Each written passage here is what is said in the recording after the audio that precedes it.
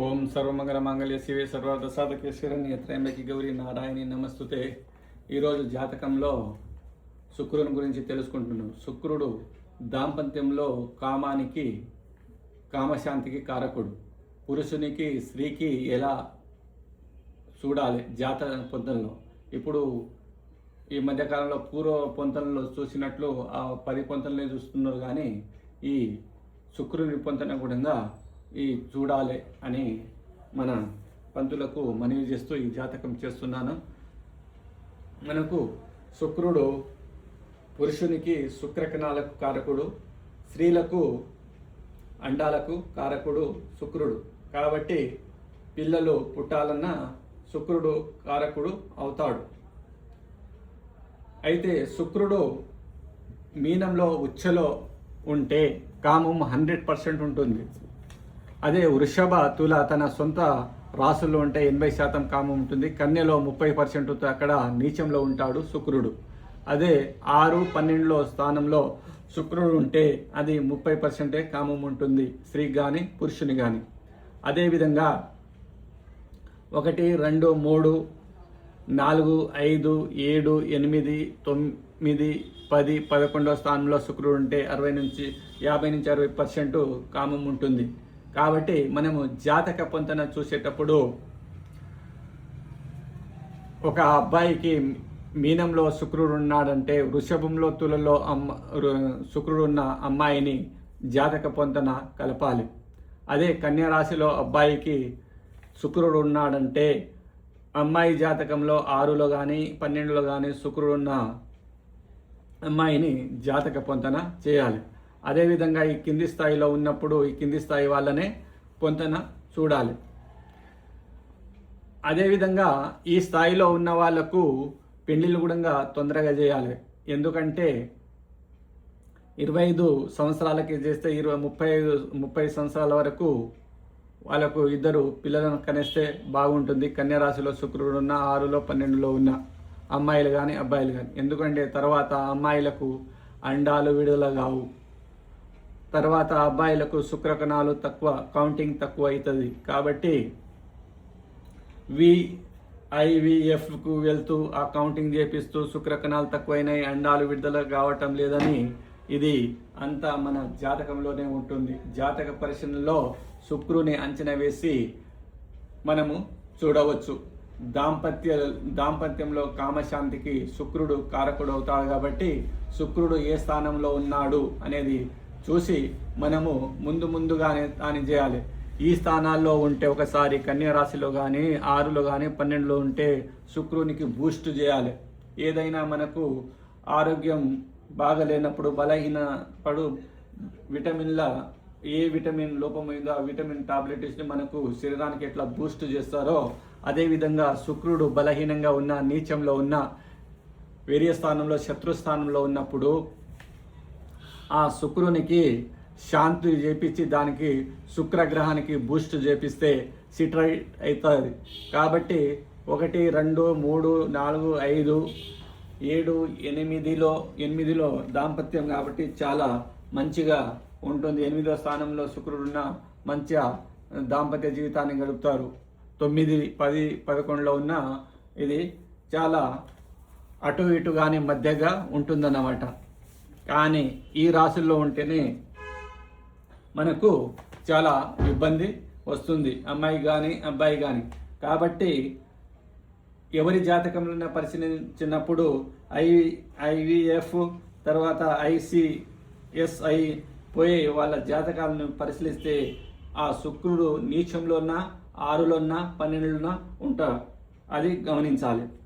అది గమనించి తర్వాత శుక్రుణ్ణి శాంతి చేపించి, శుక్రుణ్ణి హోమాలు చేపించి తర్వాత వేదశాస్త్రంలో ఒకటే చెప్పడం జరిగింది, మదన కామేశ్వర హోమం అది చేపించుకోవాలి.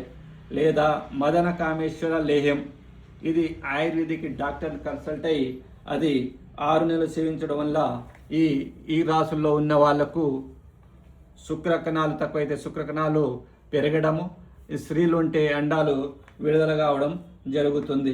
కానీ మనము ఎవరి జాతకంలోనైనా మనకు ఫ్యూచర్ని కానీ ఏం లోపం ఉందని చూపెట్టేదే జాతకం, జ్యోతిష్యం. కాబట్టి మనము ఒక మంచి జ్యోతిష్యుని చూపెట్టుకొని మనకు ఏ లోపాలు ఉన్నాయని ఒకసారి మనము కన్సల్ట్ కావాలి. కానీ అది కాకుండా లక్షలకు లక్షలు డబ్బులు ఖర్చు పెట్టడం మంచిది కాదు. IVF వెళ్ళడము, 10 లక్షలు 15 లక్షలు పెట్టడము, అది ఆ పరీక్ష ఫెయిల్ కావడము, అద్దె గర్భాలకు వెళ్ళడం, ఇవంతా వేస్ట్. జాతకంలో శుక్రుని చూసి, లేకుంటే శుక్రుని బూస్ట్ చేయాలి. కామశాంతికి, పురుషునికి స్త్రీకి జాతక పొంతన చూసి, అదే పంతుల్లో ఫస్టే ఆ జాతక పొంతన చేసినప్పుడే ఎవరికి ఎంత కామం ఉందో అనేది కలిపి చూడాలి. మీనరాశిలో అబ్బాయికి శుక్రుడు ఉంటే, వృషభ రాశి తులారాశిలో శుక్రుడున్న అమ్మాయికి పొందన కలపాలి. కన్యా రాశిలో అమ్మాయి కన్నా అబ్బాయికి ఎక్కువ కామమున్న అమ్మాయిని కలపాలి. అదేవిధంగా ఇక్కడ ఉన్న వాళ్ళకు ఇక్కడ ఉన్న అమ్మాయిలను ఎవరన్నా కలపవచ్చు. అదే ఇక్కడ ఉన్న అబ్బాయిలను ఇక్కడ ఉన్న అమ్మాయిలనే కలపవచ్చు. కానీ కన్యా రాశిలో ఒకసారి అబ్బాయిది జాతకం అయితే అతనికి శుక్రునికి బూస్ట్ చేయాలి. హోమాలు శాంతులు చేసి తర్వాత మదన కామేశ్వర హోమం చేస్తే ఈ స్థాయిలో వెళ్ళిపోతాడు. కాబట్టి మనము భయపడవలసిన అవసరం లేదు. ఇది తెలుసుకోకుండా ఇప్పుడు ఈ మధ్య కాలంలో ఎక్కువ మంది పిల్లలు కావడం లేదు, అండాలు రిలీజ్ కావడం లేదని, శుక్రకణాలు తక్కువ అవుతున్నాయని IVFను వెళ్ళడము, ICSIని వెళ్ళడము, 5 లక్షల్లో డబ్బులు ఖర్చు పెట్టడం, దాంట్లో మార్పులు లేకపోవడం, అది సక్సెస్ రేట్ కాకపోవడము, అది ఫెయిల్ కావడము, ఇవి కాకుండా ఒకసారి జాతకం చూపెట్టుకొని మీకు శుక్రుడు ఎక్కడున్నాడు అనేది పరిశీలించాలి. ఆ పరిశీలనలో తేలితే అప్పుడు శుక్రగ్రహానికి శాంతులు పూజలు చేపించి దానికి బూస్టు, మనకు ఆరోగ్యము, మనకు ఏదైనా జ్వరం కానీ బలహీనత ఉన్నప్పుడు ఏదో మనకు డాక్టర్ విటమిన్ రాస్తాడు అది బలానికి. అలాగా శుక్రుని ఘనంగా మనము హోమాలు తాపాలు శాంతులు చేసి బలం దానికి బూస్టు చేస్తే దానికి మనకు వర్కౌట్ అవుతుంది. దాంతోపాటు మదన కామేశ్వర హోమం చేసిన వర్కౌట్ అవుతుంది. కాబట్టి ఇవన్నీ జాతక పరిశీలనలో అన్నీ మనము చూడవచ్చు. ఎక్కడ బలహీనత ఉంది ఎక్కడ అనేది దాన్ని మన జ్యోతిష్యం చెబుతుంది. దాన్ని మనకు ఏ గ్రహాలు అయితే బలహీనం ఉన్నాయో దాన్ని మనము బూస్ట్ చేసి దాన్ని బలంగా మార్చుకోవడమే జ్యోతిష శాస్త్రం. కాబట్టి జ్యోతిష శాస్త్రంలో అన్నిటికీ అన్ని పరిహారాలు గుణంగా చెప్పడం జరిగింది. మదన కామేశ్వర లేహంని సేవించినప్పుడు ఈర్యకణాలు డెవలప్ కావడము, తర్వాత అండాలు డెవలప్ కావడం, అది ఆయుర్వేదిక్ డాక్టర్ కన్సల్ట్ అయ్యి అది తీసుకుంటే బాగుంటుంది. ఇవి కొన్ని పెళ్ళిళ్ళకు పనికి రాని జాతకాలు కూడా ఉంటాయి. అవి ఏమంటే 8వ స్థానంలో ఇది వృశ్చికల రాశి 8వ స్థానంలో చంద్రుడు కేతు కలిసి ఉన్న, అదే 8వ స్థానము మీనమైతే అక్కడ బుధుడు కేతు కలిసి ఉన్న, అదేవిధంగా 8వ స్థానం కన్య అయితే శుక్రుడు కేతు కలిసి ఉన్న వాళ్ళు నపంసకుడు అయ్యే అవకాశాలు చాలా ఉన్నాయి. కాబట్టి ఆ పొంతన గుణంగా చూడాలి. ఈ పొంతనలో చూడకుండానే పంతుల్లో పెళ్లిళ్ళు చేపించి చాలా పరేషాన్ చేస్తున్నారు. కాబట్టి ఈరోజు ఈ జాతకం మొత్తం చెప్పడం జరుగుతుంది, ఈ వీడియోని చేయడం జరుగుతుంది. అదేవిధంగా అవి ఉంటే ఒకసారి ఇది ఉంటే దాన్ని బూస్ట్ చేసి దాన్ని పరిహారాలు చేపించి దాన్ని ఈక్వల్ చేయాలి, బలం చేకూర్చాలి.